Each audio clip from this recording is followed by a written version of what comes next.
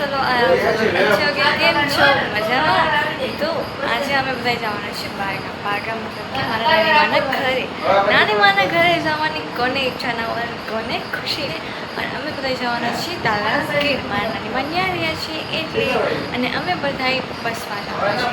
અને બસ કેટલી બદલવાના છે કેમ કે તાલાળા ગીર અહીંથી જામનગરથી આવું છે, તો અમે બધા જવાના છીએ બસમાં.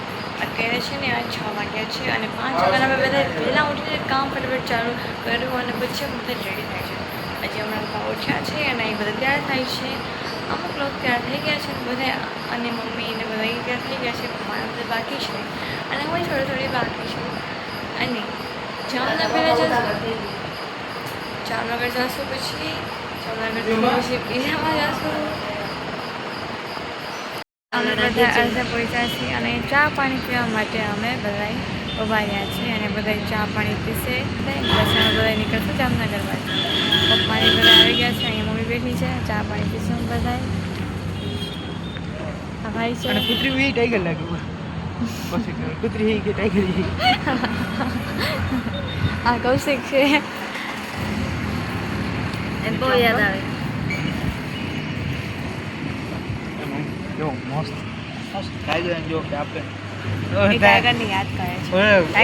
ખાતામાં બે છે, ઈ ખાતામાં બે પપ્પા કે ટાઈગર ઈ આવી ગઈ છે, બધા ચા પીવે છે. બધાને આવડે છે, ફોરવાનું મેળ આવે તો કોઈ ને. પપ્પા બધા બેસી ગયા છે, મારા ઠકો મસ્તી ફૂલ ચાલુ રહેશે.